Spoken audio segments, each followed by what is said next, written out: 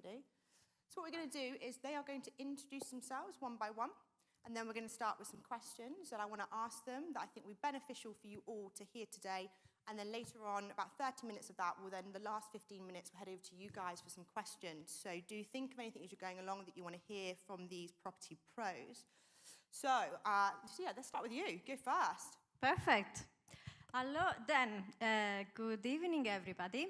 My name is Lucia Piccinini. I'm a chartered architect, RIBA and ARB registered.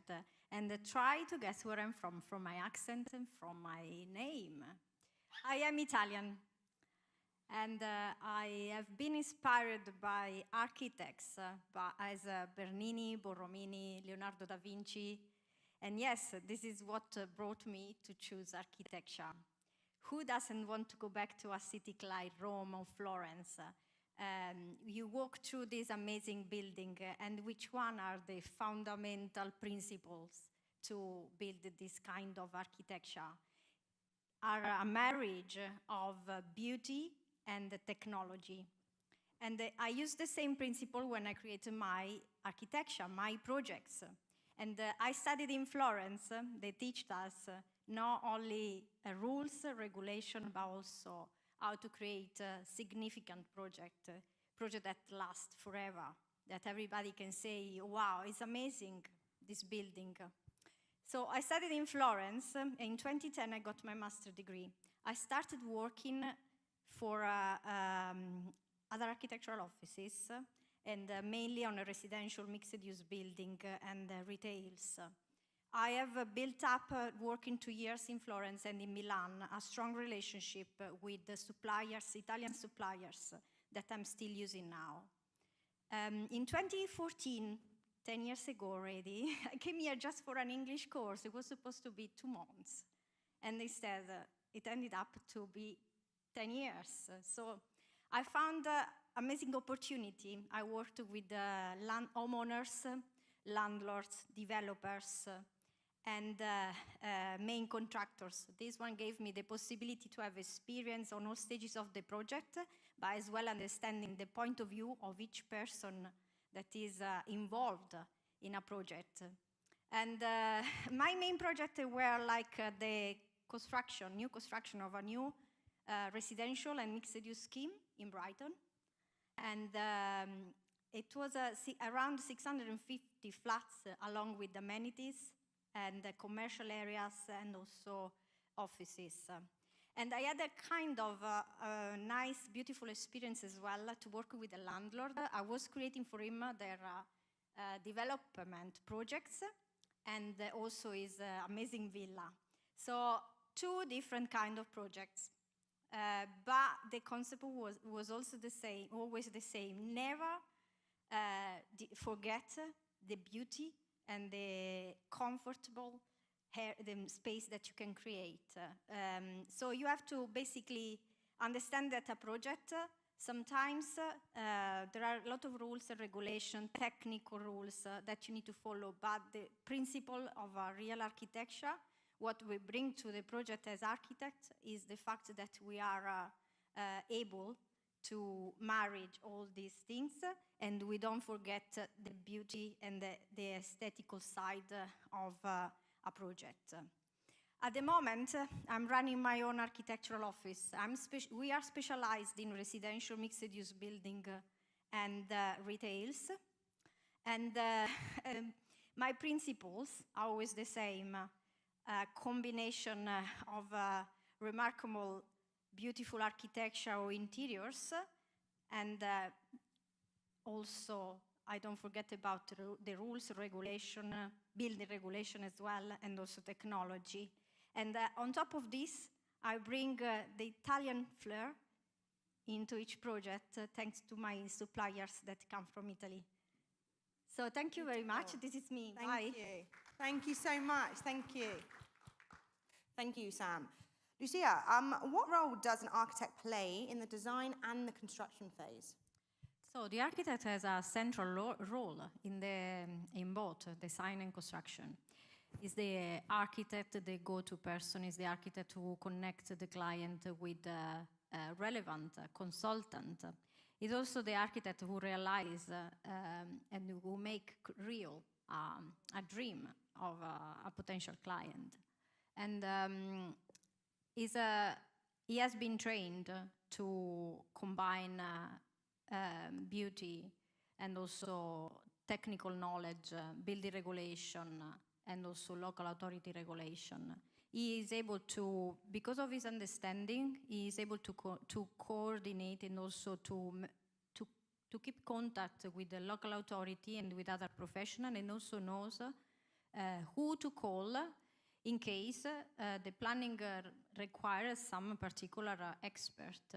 And also during construction, he is able to do the contract management, the project management, and to keep on track the project from the point of view of the budget, but also of the timeline. Brilliant, thank you. And so, Carl, you were saying sometimes builders, thieves is one word to describe what they can do, but not all builders, because some of you might be builders. So any good builders, make sure you go speak to Carl afterwards. But Lucia, it'd be then interesting to know how you, basically the benefits of hiring an architect and how it helps manage those risks therefore associated with builders. Would it help with that? Is that something you can get involved with to help manage risks? Yes, of course. Yeah. It's something that we do quite a lot, yes. Because you can have risk in each phase of the project, also before buying a property. And I can give you a couple of examples. For example, one of my clients, he was about to purchase a property, and we went together to see the property. And the property has good potential. The problem it was that for achieving what he wanted in terms of space, he needed to do a rear extension, loft conversion, and also an internal refurbishment of the building. And I calculated for them the cost of the project, and the risk it was that it would be too costly for them. So luckily, they didn't buy the property at that time, but they have been able to buy another one a couple of months later. So this one saved them costs. And in this way, they eliminated a few risks. Risk of being in debt because they wouldn't be able to finish the property, or maybe do that in stages, and maybe wouldn't be the best option, and so on. Another, I can say also another experience. The risk it was during construction. The risk was of delaying the project.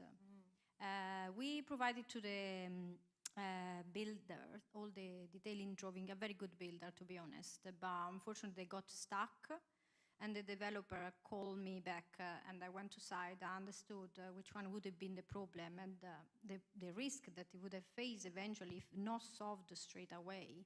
And after that I studied it, I resolved how to go ahead, and yes, we mitigated the potential risk in this way, and the project, the construction work continued after that without any additional risks. Brilliant. And I think that's something, from my experience in the industry and knowing many different property professionals and developers and investors, sometimes we try and cut corners to save money, but in the long run, it can cost us more money. So I think this gentleman at the front here, and then we'll head out to the back. Hi, I got a couple of questions if I'm allowed. One is for Lucia. Hello. So when you're looking at a development site potential, can you gauge roughly, or what's the best way to gauge if it's going to get the planning permission you want it to get? Is there a way to kind of assess that, kind of desktop-y, or do you think you should pay for appraisal from someone? What do you think? So first of all, what kind of project is like a rear extension, is a new construction? It depends. It'll be to add value, so maybe try and get a new house, convert to flats, add value type project. So you make money out of it. So it's kind of what we're thinking, yeah. Well, I would recommend to do this experiment. If you haven't bought yet the building, before doing it, is to do this kind of research before. And first of all, I will look at the local authority rules. I will look, for example, what kind of buildings there are around. If it's a flat, if you are intent to create flats, I will look also at what the required type of flats are. For example, is a one-bedroom flat, is a two-bedroom flat. This one needs to be combined with what are the requirements of the local authority. And plus, you need to check also at the selling price or rental price. It depends what you want to do. If you keep the building or if you sell it per flats. And after that, when you understood what are the regulations, this is the first step, and then you draw the plans. Let's say you have an office building that you want to convert into residential. And what I normally do, I take in consideration the building regulation. First of all, it's quite important, especially from the point of view of the fire regulation, especially with this new regulation that they come out in 2023 after the Grenfell Tower, so the unfortunate event. And after that, you understand the number of flats you get, and this one is gonna be probably like a simple planning application, no full planning application, just permitted development. And then you analyze eventually if you can add additional floors on top. And so you start with the normal planning, the conversion, and then you add additional floors eventually. And then you calculate the return of the investment. Of course, you need to add and include the cost of the constructions. And then it's pretty, if you create a nice facade, it's also pretty sure that the planners, they will also accept the additional 2 floors, for example, if you're going to go for that route. Thank you for the detailed answer. I think I'll pay you to do that instead. Gentleman here, this is the last question. Thank you so much. Go on, go ahead. Hi there. This is a question for Lucia. So obviously I'm a sourcer and I sort of package and sell deals and stuff like that. What do you think, as an architect, the impact is on like adding like nice visuals like CGI and stuff like that to your package deals? Do you think that sort of adds more value to it, or? Yeah, it definitely adds value because you show to the potential developer that is going to buy your the property you're sourcing, the potential that he can achieve.